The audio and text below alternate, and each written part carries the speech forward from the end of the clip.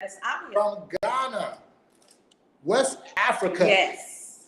We'd like to say to everyone, thank you for visiting us on another edition of Let's Talk Torah. All we right. are a part of Aloha Going Learning Center, Ghana branch. Where the teaching Where the Torah is the Torah is a lifestyle. Hallelujah. So thank you for visiting us. We're going to jump right into this Torah study. We are at Genesis 32. Yes. And 3, starting there. Okay, Genesis chapter 32. If you will open up with us, verse 3. And Yaakov sent messengers before him to ease his brother in the land of Seir, the field of Edom. And he commanded them, saying, say this to my master Esau, your servant Yaakov said this, I have sojourned in Canaan and stayed there until now. And I have bulls and donkeys and flocks and male and female servants. And I have sent to inform my master to find favor in your eyes. So the messenger returned to Yaakov, saying, we came to your brother Esau, and he also is coming to meet you, and 400 men with him. And Yaakov was greatly afraid and distressed. So he divided his people with him, and the flock and the herd, and the camels, and the two groups, or into two groups. And he said, if Esau come to one group and strikes it, then the other group which is left shall escape. And Yaakov said, O Elohim of my father Abraham, and Elohim of my father Isaac, Yahweh, who said to me, return to your land and to your relatives, and I do good to you.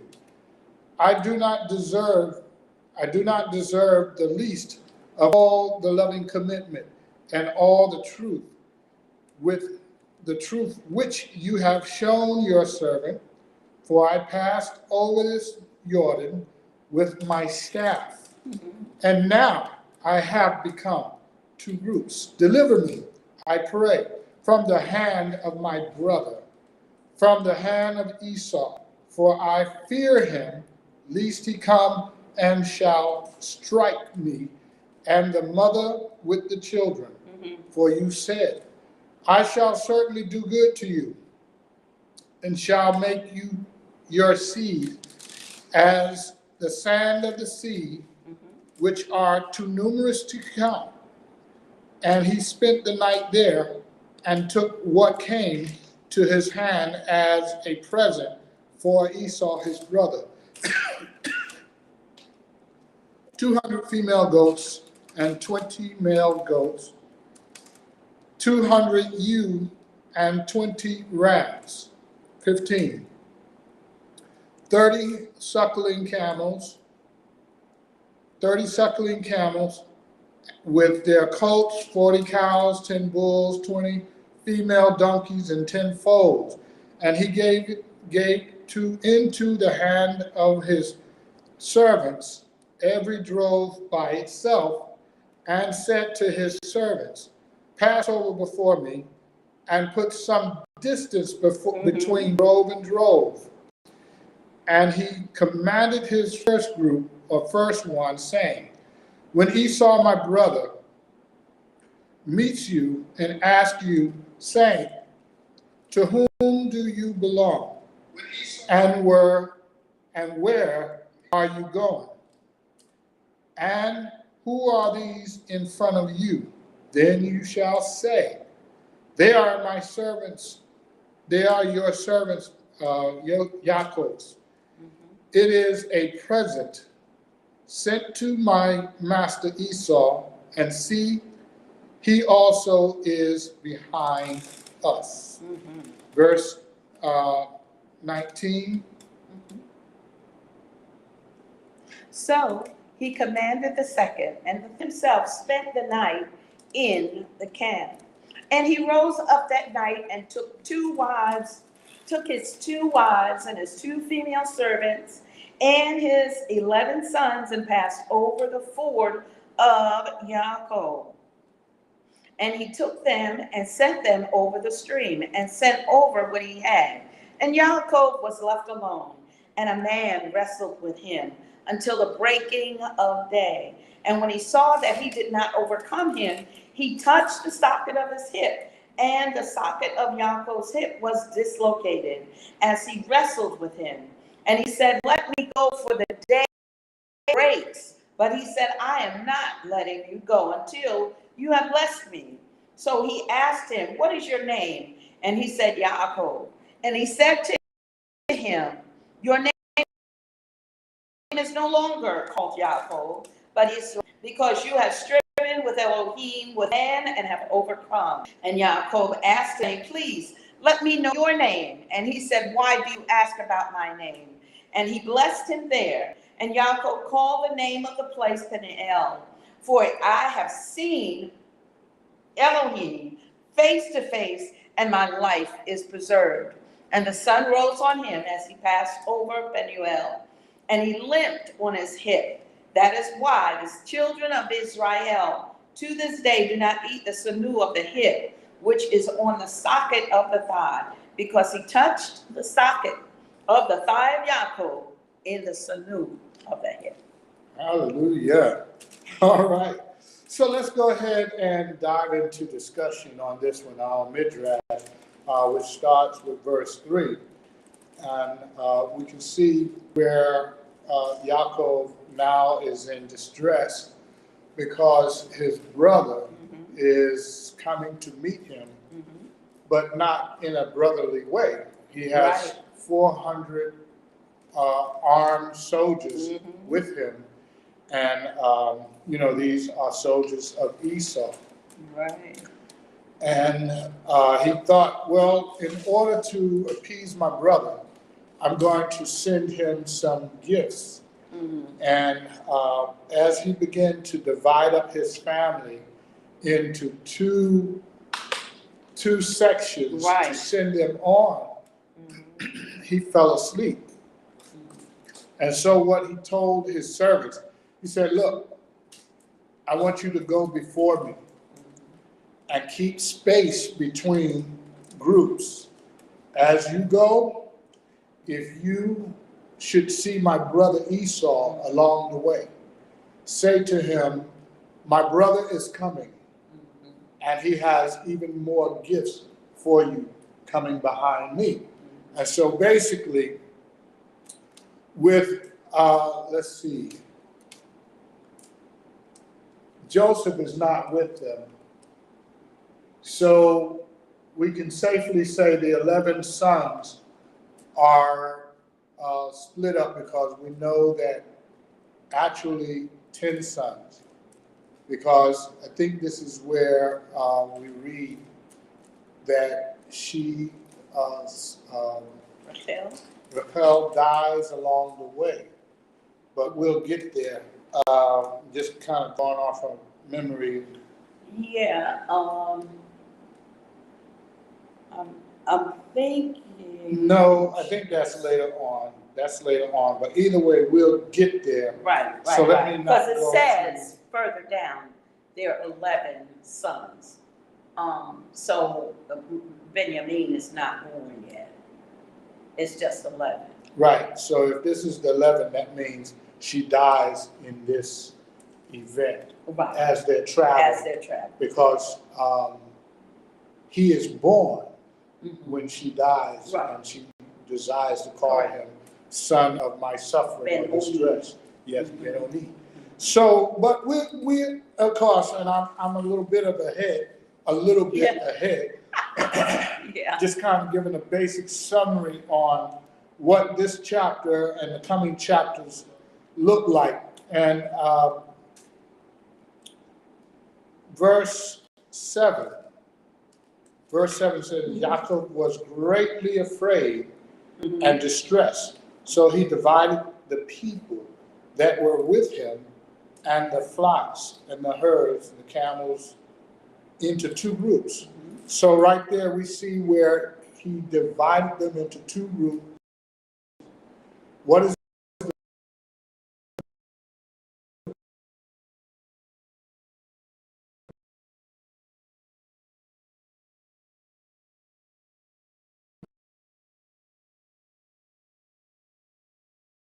purpose for the two groups?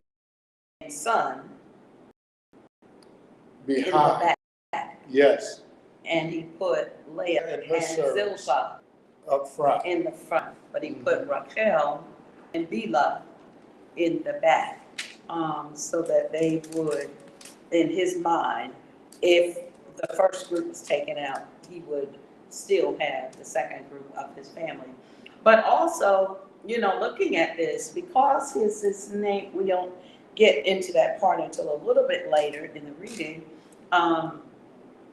Well, I read it concerning him wrestling with the messenger, but there is something that occurs in this time in the life of Yaakov, where it also occurs in the timeline of Israel as a people.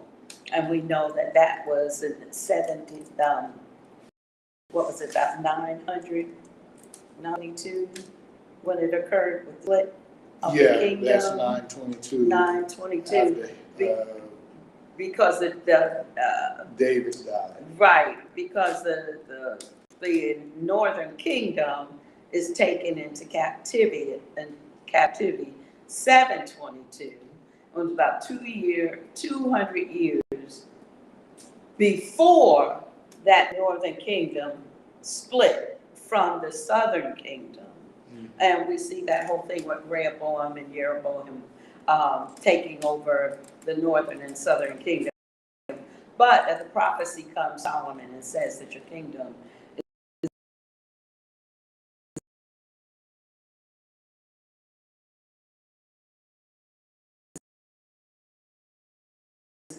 going to be torn. When they are actually taken, but 922 after Solomon died, not David, I'm sorry, Solomon dies. This is the start of the process.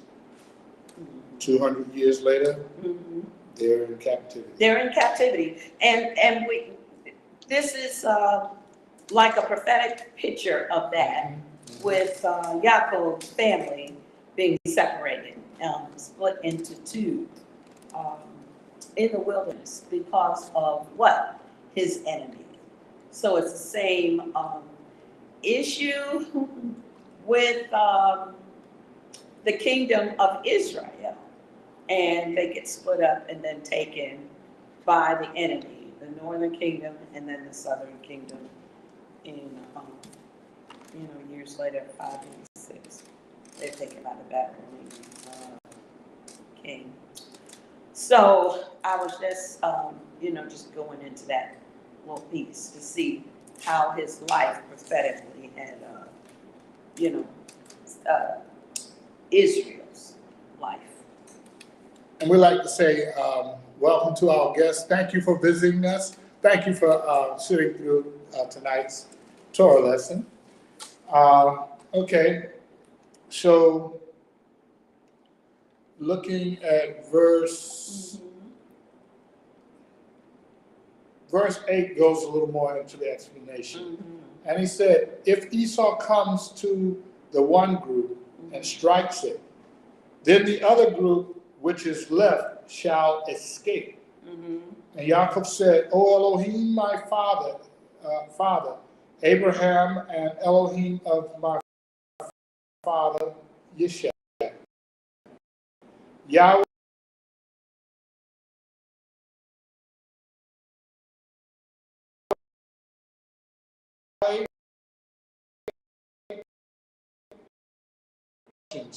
of Yahweh.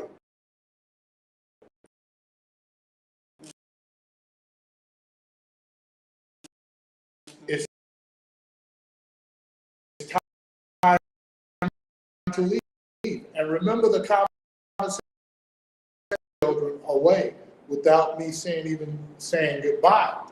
And so this was at the 20-year mark as we've already read,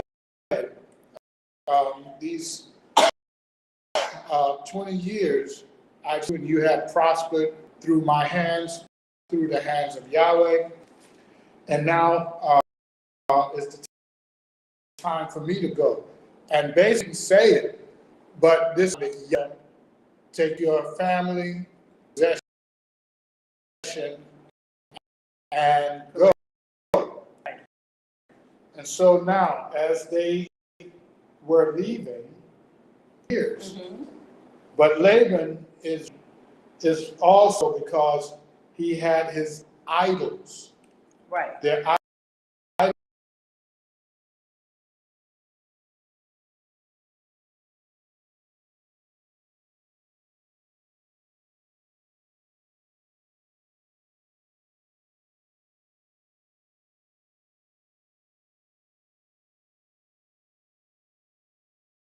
idols were taken. Right. But he didn't know it. Yeah.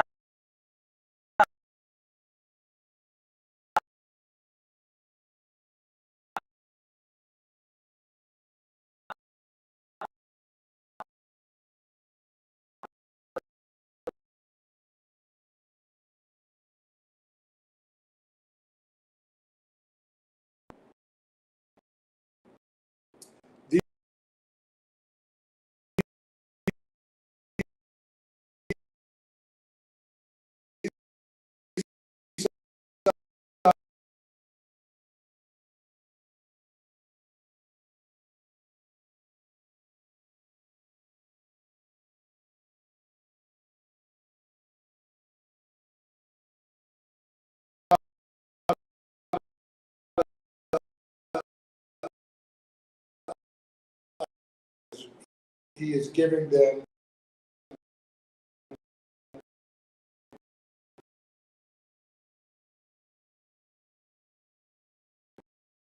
verse 24.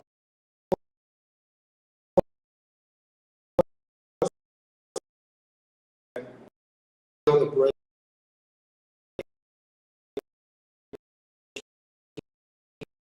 point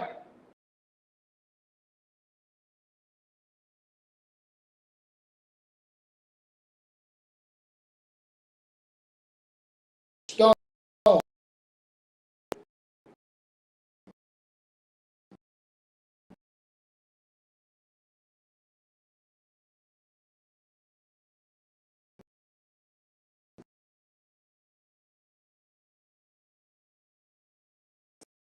is to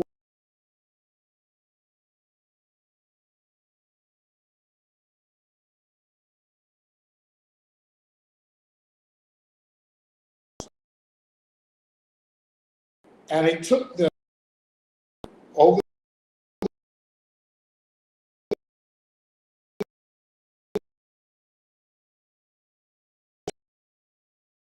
When he saw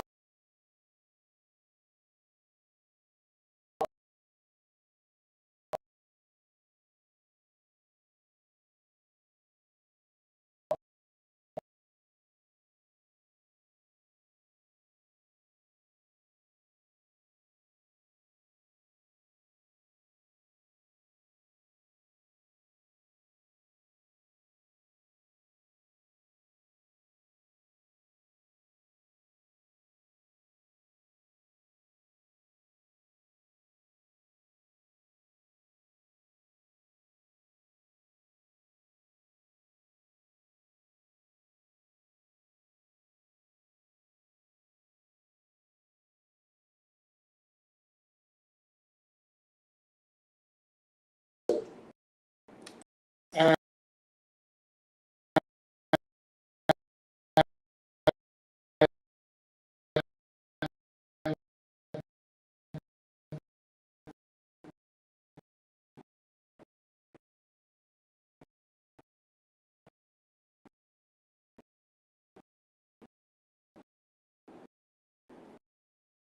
he said, let me go for the day breaks. But he said, I'm not letting you go until you have not wrestling to different, customs of explanation. In verse 30 says, Yaakov called the name of this place, Yahweh your name. And he called the name of this place, meet face to face, and the sun rose on as he passed over Penuel, and he limped on his hip. That is why the children of Israel to this day do not eat the sinew of the hip, which is on the socket of because he touched the socket of the thigh of Yaakov in the sinew of the hip. So right there we can see that as he wrestled, it was all night, and as the day break, he was he who he wrestled with, Penuel, said, "Let me go because the day is drawing." Yaakov said, "I won't let you go." Correct.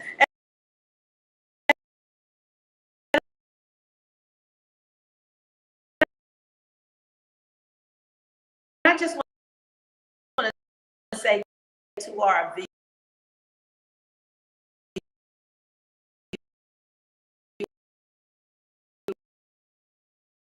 better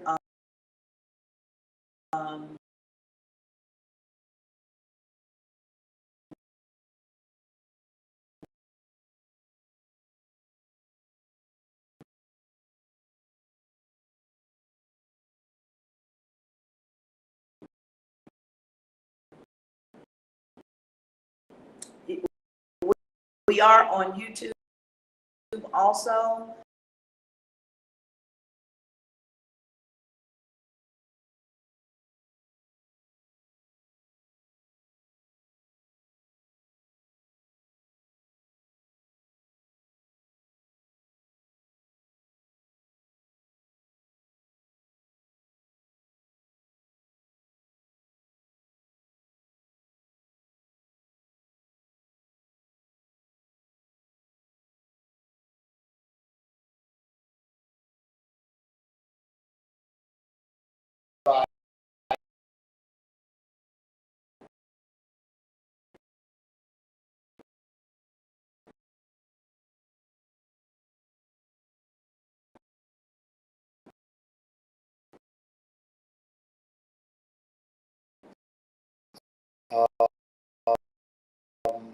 Or let's talk Torah. Let's talk Torah. Hashtag Torah Ghana on YouTube. Hashtag.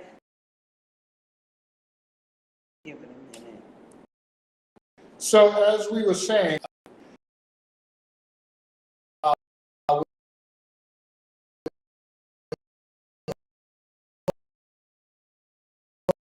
Out.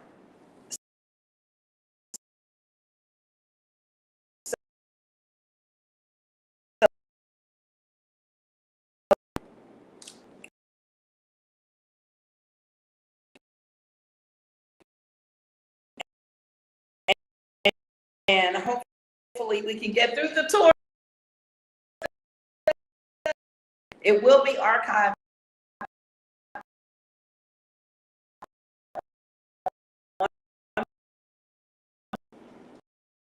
all right, let's see.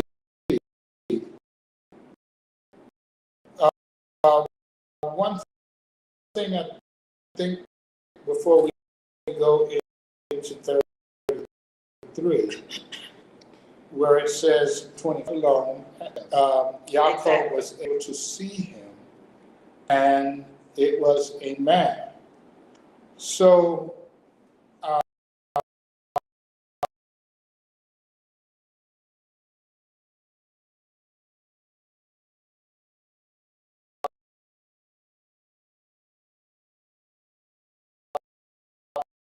so right there, if this is a man, and he's saying that he saw Yahweh face to face, then that man had to be Yeshua.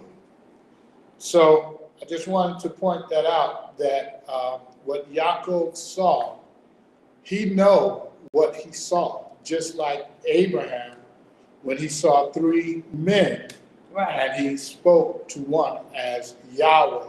Uh-huh. And so we see the same thing taking place. We've seen where he was put to sleep and saw the DNA, the Jacob's ladder. We see here at this point, 32, he's wrestling, and that's because his name is getting ready to make a drastic change, which means wrestling Yahweh, wrestling with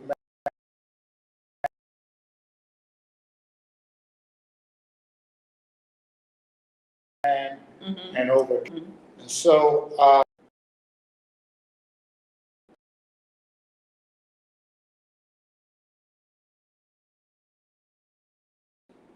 but I would like to say welcome to our guest here with us.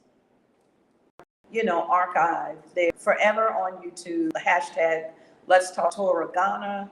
And then they're archived on Facebook. I believe it's for 30 days. 30 days. So you can go back through on Rabbi's page and you can view the last Torah portion. 33. 33. And Jacob lifted up his eyes and looked and saw Esau coming, and with him 400 men, and he divided the children among Leah, Rachel, and the two female servants. And he put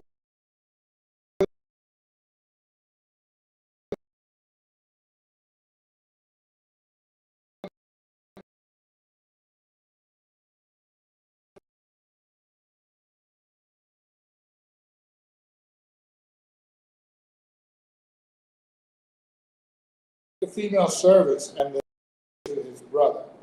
And Esau ran to meet him and embraced him, fell on his neck, and kissed him. And they wept. And he lifted his eyes and saw the women and children, and said, "Who are these with you?" And he said, "The children with whom Elohim has favored your servant." Then the female servants came near, and their children, and bowed themselves. And Leah also came near with her children, and they bowed themselves. And Joseph and Rachel came near, and they bowed themselves. And Esau said, "What do you mean by all this company which I meet?" And he said, "To find favor in the eyes of my master." But Esau said, "I have enough, my brother. Let what you have remain yours." And Yaakov said, "No, please. I have now found favor in your eyes. Then,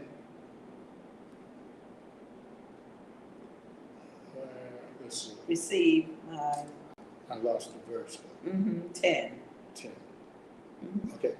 Then receive my present from my hand, because I have seen your face, like seeing the face of Elohim, and you were pleased with me. Verse 11. Please take my blessing that is brought to you, because Elohim has favored me, and because I have all I need. And he urged him, and he took it. And he said, "Let us depart and go, and let me go before you." But he said to him, "My master knows that the children are weak, and the flocks and the herds which are nursing are with me. And if the men should drive them hard, one day all the flocks shall die. Please let my master go before his servant, and let me lead on slowly according to the pace of the livestock that go before me, and according to the pace of the children, until I come to my master." And Esau said, "Please let me leave with you some of the people who are with me." But he said, "Why this? Let me find favor in the eyes of my master." And Esau returned that day on his way to Seir. And Yaakov set out to Succoth and built himself a house and made booths for his livestock. That is why the name of the place is called Succoth. And Yaakov came safely to the city of Shechem, which is in the land of Canaan, when he came from Paddan Aram. And he pitched his tent before the city. And he bought the portion of the field where he had pitched his tent from the children of Hamor, Shechem's father, for 100 kesita. And he set up a slaughter place there and called it Elohi Israel. Hallelujah. Mm-mm. So 33, I guess the main thing that I want to point out here is verse 17, where they stopped, was called Sukkot. Uh-huh. And the plan that Yaakov is working off of is what Yahweh told him. Mm-hmm. Go to your relatives, I will do good to you. He laid down, prayed to Yahweh, and said, his concern to Yahweh, that you told me to go, and that you would do good to me, for me, and our seed will survive. And here I am, having to face my brother who desires to kill us. So they are at the age of 80 at this point, unless they're a little older. Okay. But we know that there's a, matter of fact, I'm sorry, they are the age of 120 Oh, okay. at this time.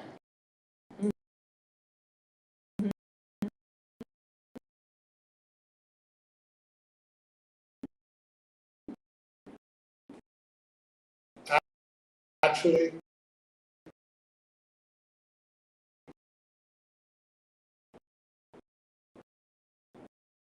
dies, Abraham is 175, which makes the two sons 120, because he had what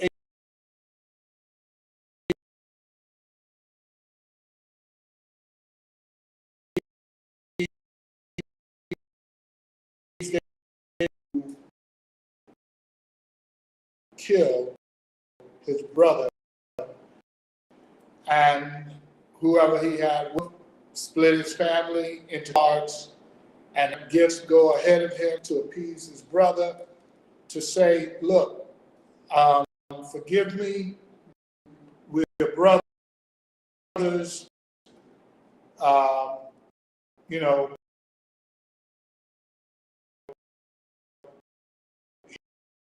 here is my gift to you, my master. And so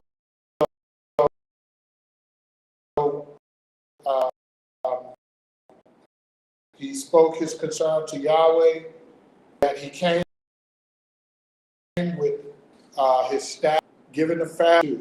So there is that all the way to chapter 4. Mm-hmm. That already, right, yes.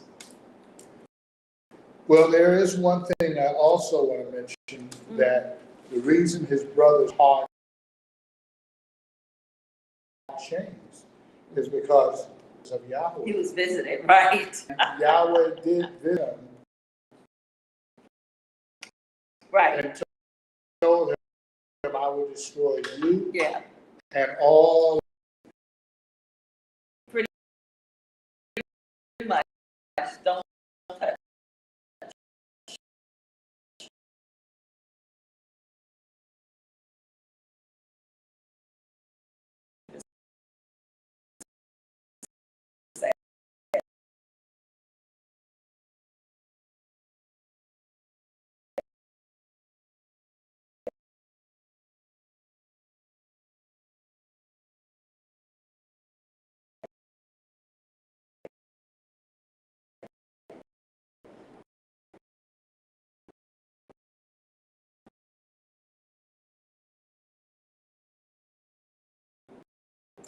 don't bother with your brother out.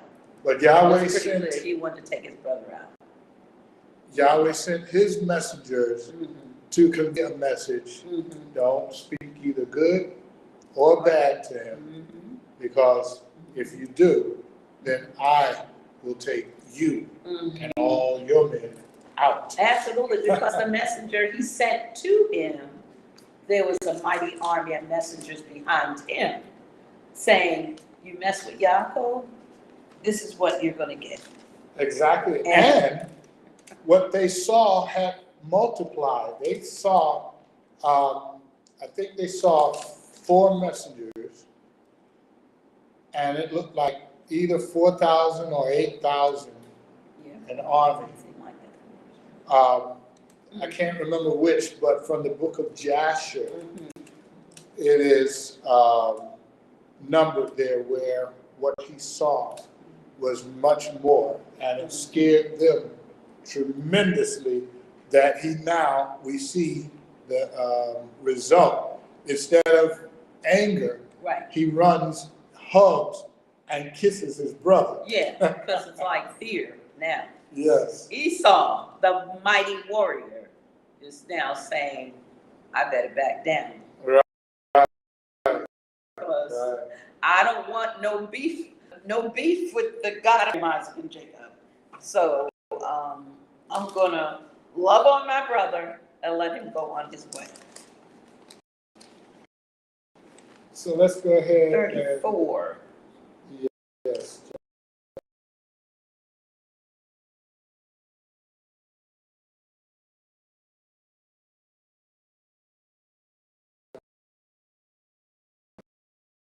Yaakov without to see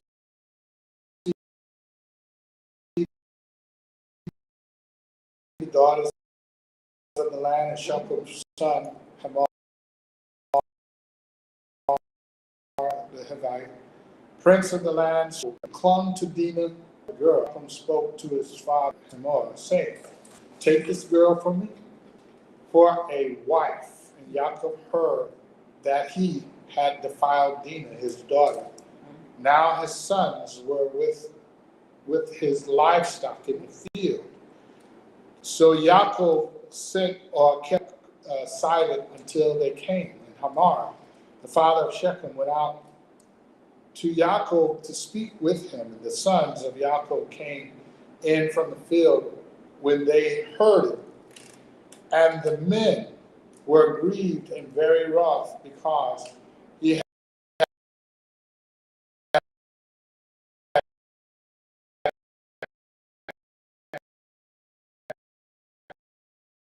done a senseless deed in Israel by lying. Long for your daughter. Please give her to him for a wife, and intermarry with us. Give us your daughters, and take our daughters for yourselves.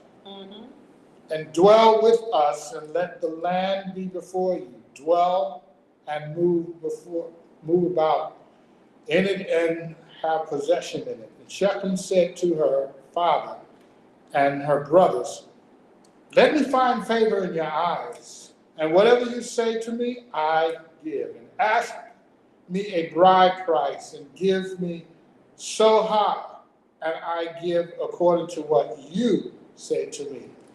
But give me the girl for a wife. But the sons of Yaakov answered Shechem and Hamor his son, or his father, and spoke with deceit, because he had defiled Dinah their sister. And they said to them, we are not able to do this matter, to give our sister to one who is uncircumcised, for that would be a reproach to us. Only on this condition would we agree to you, if you become as we are, to have every male of you circumcised. Then we shall give our daughter to you, and take your daughters to us, and we shall dwell with you and shall become one people. But if you do not listen to us and be circumcised, we shall take our daughters and go. Verse 18. And their words pleased Hamor and Shechem, Hamor's son, not delayed to do this because he delighted, respected than all the household of his father. And Hamor and Shechem, his son, came to the gate of their city and spoke with the men at their city, saying, these men are at peace with us.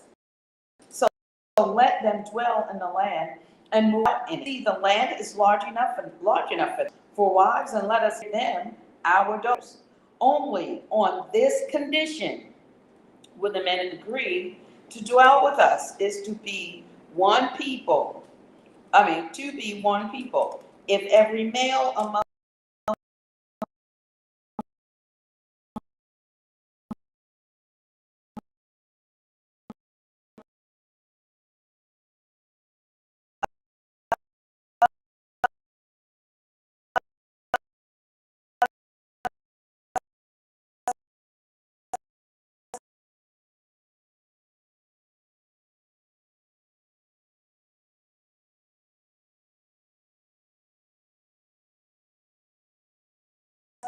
is circumcised,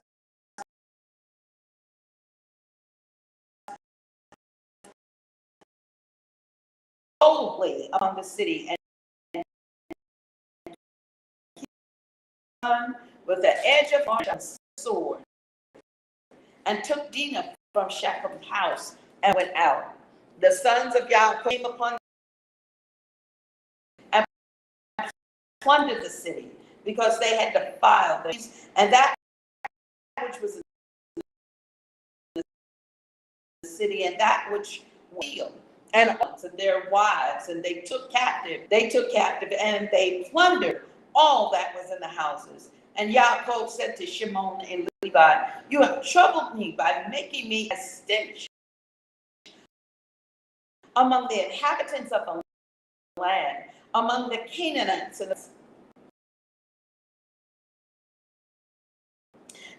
and I am few in number. They shall gather themselves against me.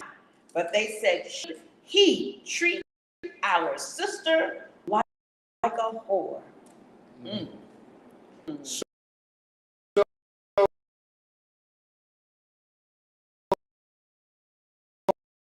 So as we see things begin to heat up, Hamor the king,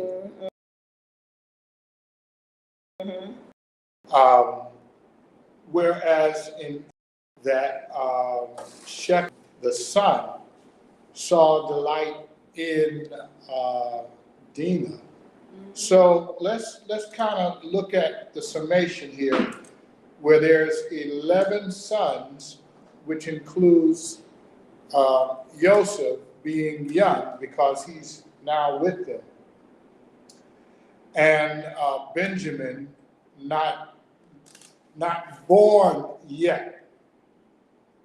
You have Dinah, the only daughter among 11 sons, which will soon be 12 sons. But we see Dinah at this point become the object of someone's affection and a scheme, which is to take her because he desired her, and because he's the prince, the son of King Hamor, he desires to take her, of which he did.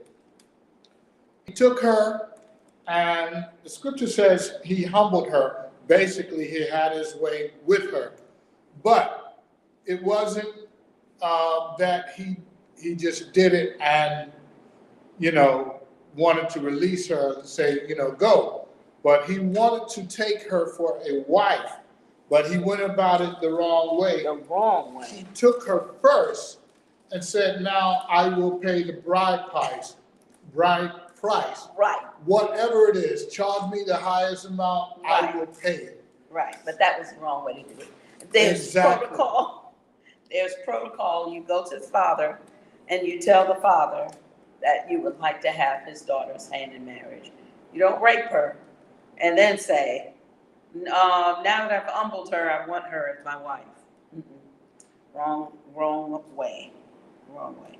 So, Yeah. verse 23, it kind of gives us a look into their Yes. diabolical plan. Yeah, they're fine. Verse 23, their herds and their possessions Mm-hmm. and all their beasts, should they not be ours? Mm-hmm. Only let us agree with them and let them dwell with us. Mm-hmm. So they have a plan to agree to Mhm. whatever their, because they said, look, the only way we will agree to do this is your sons become circumcised as we Mhm. are. In other words, they take on the Abrahamic covenant, and we will agree to give up our sister. Mm-hmm. But this is a picture of the nations and Israel. There's a couple of viewpoints here. One is the marriage that took place at Mount Sinai, and then the children of that generation. And so even though these are still being born, Mm-hmm. but there's a bigger story here. Right. So the story is that they go into Shechem and they are viciously attacked as the bride. Dinah represents Israel as a bride in this scenario.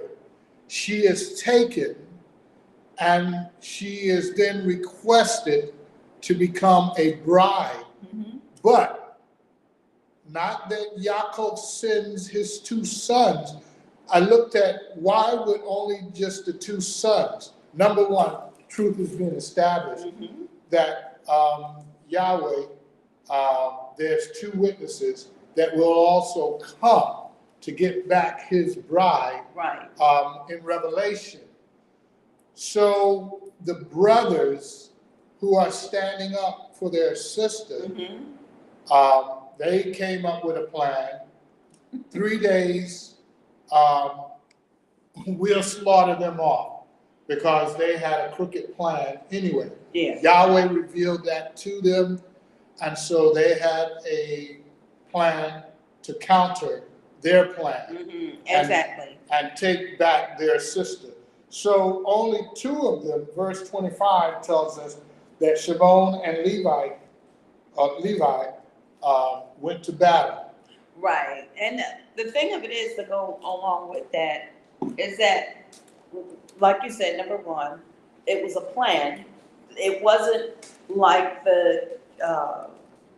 that kingdom of Shechem had a good heart. Right. Their right. intentions were bad. Yes. And then what occurred was the very thing that they were plotting, it happened to them. They just didn't know who they were dealing with. And that's what we're looking at right here, that they don't really know who they're dealing with. So I believe this is a picture of Yahweh once again telling the end from the beginning. So we read about the events of the 12 tribes from their birth until their time of fulfillment of, not total fulfillment, but going into the promised land. And so as we are still in that, how things are panning out, we see where the bride, Dinah, was taken into another kingdom, and she was violated. The two sons went in and killed off the whole township. Revelation, I believe, mirrors this with the two witnesses that come back to judge the nations. Why? Because the bride that was taken at Mount Sinai is now among the nations, and Yahweh must take his bride back. So he sends the two witnesses in to judge the nations. And as they judge the nations, the bride is getting herself ready because she knows this is the sign to get ready because the Mashiach is coming for his bride. And so I do believe that that is a picture of Israel among the nations and how, because really, Yaakov, he wasn't for this, but it said he kept silent. He did. Because the brothers were all in the field. And again, here he also keeps silent or kept silent as Israel defiled herself. And even though they, cried out to Yahweh, he turned a deaf ear to them because they defiled themselves. And Moshe said, the land is going to spew you out. So here it is being fulfilled. And here it is a prophetic picture as we read through the events of that time. Anything else you want to add before we move to the next chapter? No, I'm good. Let's go to 35. I think we go to what, 36? Okay. The whole chapter of 36? All right. So 35.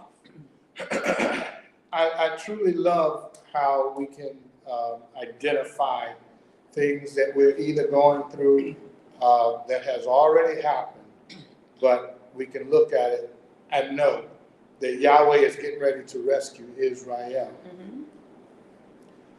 Chapter 35, verse 1. And Elohim said to Yaakov, arise, go to Bethel and dwell there, and make a slaughter place there to El, who appeared to you when you fled from the face of Esau your brother. And Yaakov said to his household and to all who were with him, put away the foreign mighty ones or the foreign gods that are among you, and cleanse yourself and change your garments. And let us arise and go up to Bethel, and let me make there a slaughter place, altar, to El, who answered me in the day of my distress, and has been with me in the way which I have gone.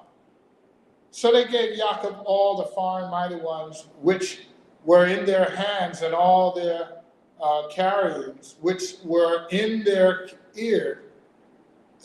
earrings, which were in their ears.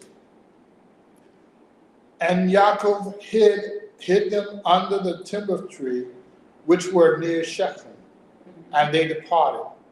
And the fear of Elohim was upon the city that were all around them, and they did not pursue the sons of Yaakov. And Yaakov came to Lotz, that is Bethel, which is in the land of Canaan, he and all the people who were with him. And he built there a slaughter place, and called the name or the place El Bethel, because there Elohim appeared to him when he fled from the face of his brother. Deborah, Rivka's nurse, died, and she was buried below Bethel under the timber tree. So the name of the place was Elon Bethel, and Elohim appeared to Yaakov again. And when he came from Padan Aram and blessed him, and Elohim said to him, your name is Yaakov, your name is no longer called Yaakov, but Yisrael is your name. So he called his name Yisrael. And Elohim said to him, I am the El Shaddai. Be fruitful and increase, a nation and a company of nations shall be from you, and sovereigns come from you, or your body.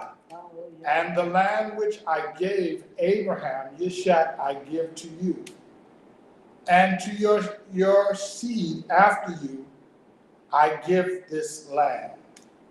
And Elohim went up from him in the place where he had spoken with them.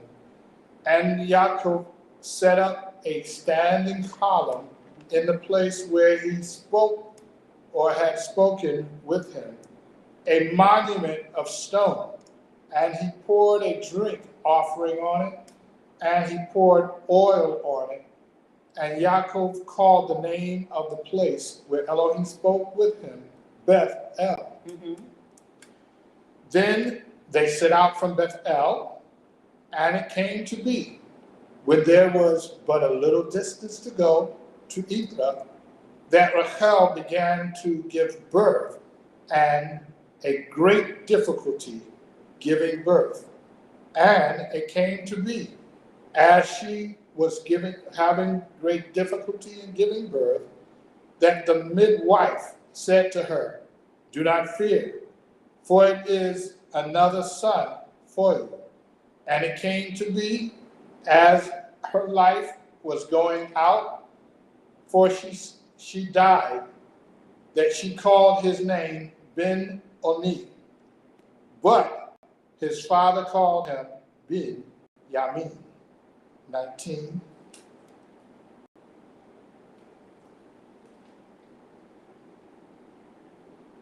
So Rachel died and was buried on the way to Ephrath, that is Bethlehem. And Yaakov set a standing column on her burial place, which is a monument of Rachel's burial place to this day. And Israel set out and pitched his tent beyond the tower of Eder. And it came to be, when Israel dwelt in that land, that Reuben went and lay with Bilhah, his father's concubine. And Israel heard about it. Now the sons of Yaakov were 12. The sons of Leah were Reuben, Yaakov's firstborn, Shimon, Levi, Yehudah, and Issachar, and Zebulun. The sons of Rachel were Joseph and Benjamin. The sons of Bilhah, Rachel's female servant, were Dan and Naphtali. And the sons of Zilpah, Leah's female servant, Gad and Asher. These were the sons of Yaakov, who were born to him in Padan. And Yaakov came to his father Ishak at Mamre at Kiriath Arba, that is Hebron, where Abraham and Ishak had dwelt. And the days of Ishak were 180 years. So Ishak breathed his last and died, and was gathered to his people, aged and satisfied of days. And his sons Esau and Yaakov buried him. Okay, so that clears up a few markers for us. Chapter 35 starts out cleaning up Israel as they are sojourning right after Laban had paid a visit to them. Now look, put away your idols, because at this point they are in error, and Yahweh can come against them, and they don't need that. So Yaakov says in verse 2, put away your foreign mighty ones, or put away your gods. So this is the reason that evil is now coming down on them. And let us clean ourselves, because it also says this was their purification. Get rid of your mighty ones. So they gave them to Yaakov, verse 4. He hid them, because look, they had earrings, they had all types of little whatever, trinkets, jewelries, whatever it is that was to other gods, and gave them to Yaakov. He buried them, hid them. But if you can kind of stay with the thought, because they were still dealing with idolatry, the sword was coming against them. That's right. The sword was coming against them, and it was Esau. So as they got to verse 6, as they got to Luz or Lutz, which is Canaan, or Bethel, Yaakov renamed it as Bethel. Verse 8 is a timeline for us where we see that the nurse of Rivka dies, and she is buried there. And she has to be way up in age, because generally the nurse of the young lady is someone who took care of that young lady when she was young. Right, and even possibly nursed. Even nursed her.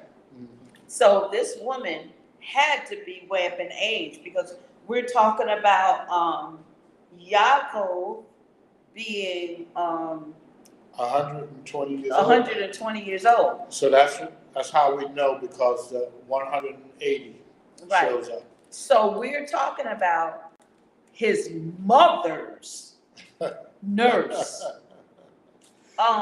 This woman has got to be almost close to 200 years old. But I don't know how old, but she has got to be, if he's 127, if she nursed 120 or 120, but she nursed his mother, Rachel, and then raised her, and then stayed right there with her as she gave birth to her children. And wow, she was way up in age, passing really lived a really old age. That she was still, and probably looked upon with great honor and respect. Right. Because she was the which nurse. is why she's even named here, because of the great honor. Yeah, what a great honor. Yeah. Wow. Going on, then there's verse 16 through 19 I want to look at also, which says, then they set out from Bethel, so they're leaving, it came to be when they were but a little distance from Ithra, that Rachel began to give birth and had great difficulty giving birth. Came to be, as she was having difficulty, the midwife told her, listen, it's a boy. Verse 18. And it came to be, fear, it's a boy. All right. As her life was going out, she was dying. She called the baby Ben-Oni, which is child or son of distress, or son of my distress. Where Yaakov said, no, Ben-Yamin, son of, what is Yamin? Can't think of that. But Benjamin. Yeah, Benjamin, which is a reverse of son of distress. Son of delight, I think it is. Something like in that area. Because son of my delight or something like that. It's total opposite.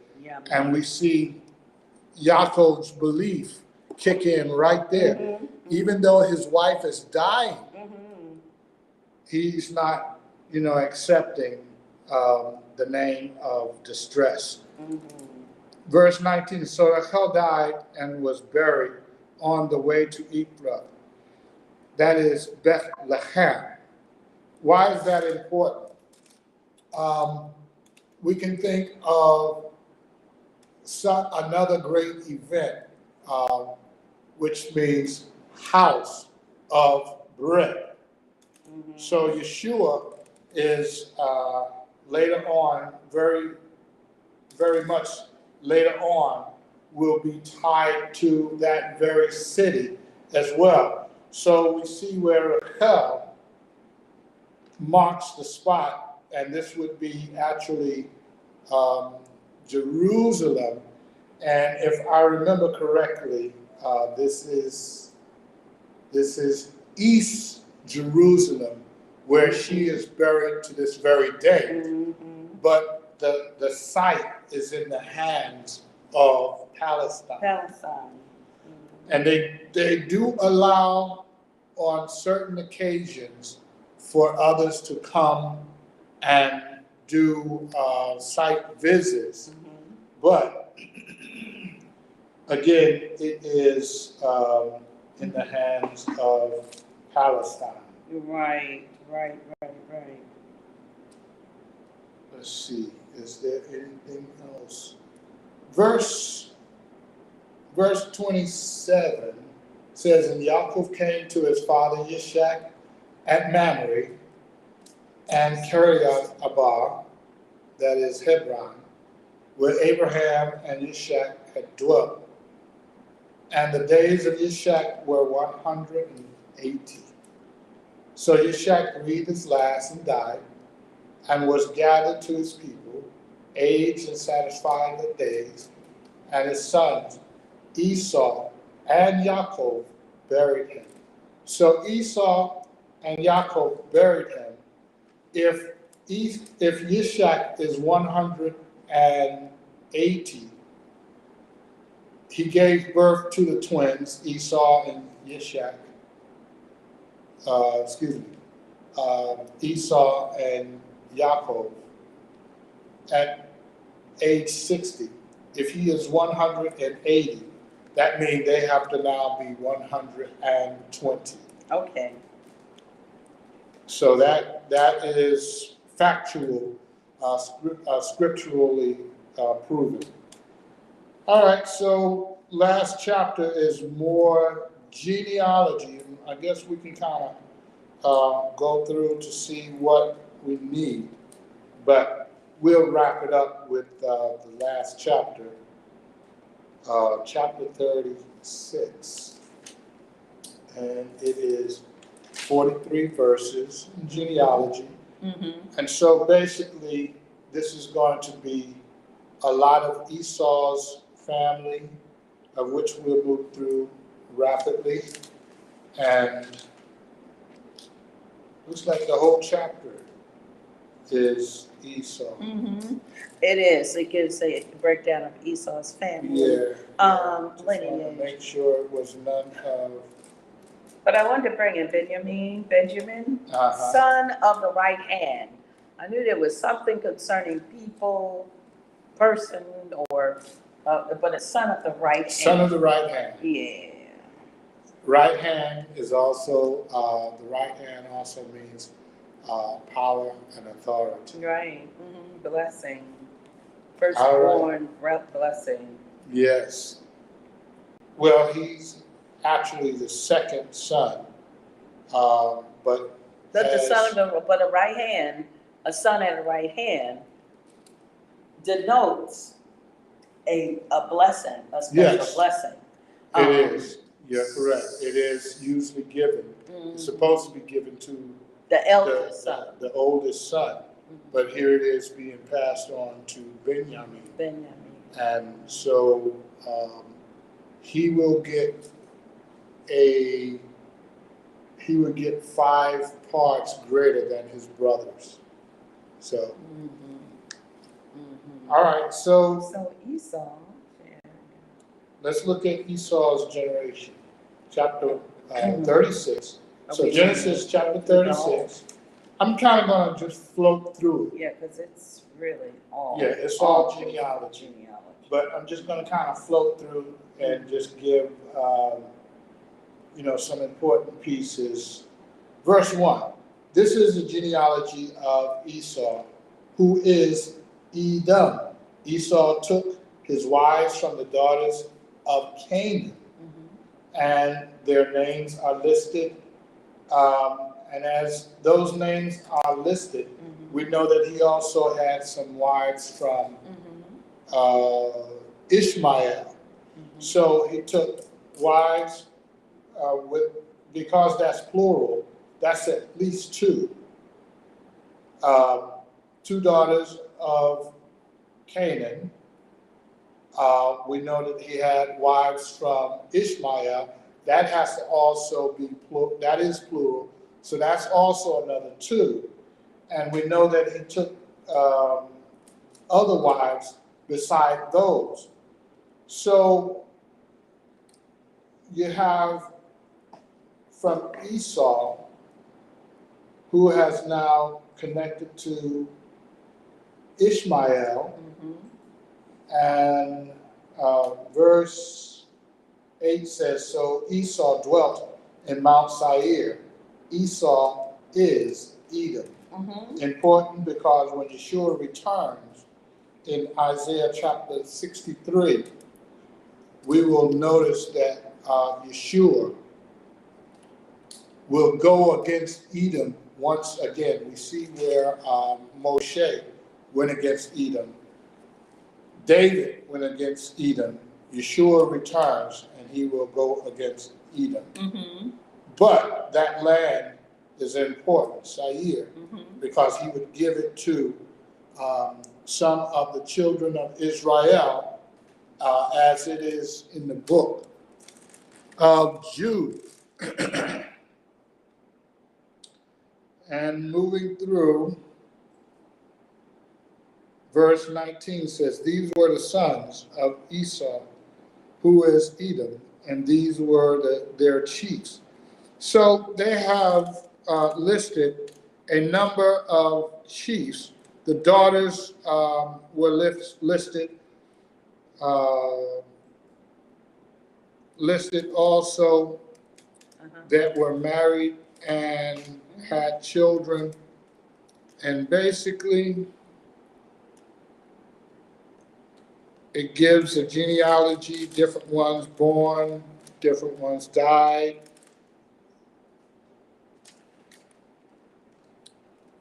As I was scanning through, just making sure I didn't miss anything. So pretty much, if you desire to continue to read through, go ahead and read through. It's always a good thing to become familiar with the different names and genealogies, and that helps with timelines and events. So we will spare you at this time from going through the list of names, but please, at your own leisure, please continue. Absolutely. So it will help, because today, this is very important today, because these are the sons of Yaakov and Yaakov and Esau, as well as Ishmael, that are at this time beginning to stir against the land of Israel. So I'll just leave it there, because the people and the land will be reunited as this time. It says the time of birth. It's the birthing pain, according to Revelation. So we're going to leave it right there. So we'd like to say once again, thank you to everyone for following us on another edition of Let's Talk Torah. Shalom. Shalom, everyone. Shalom.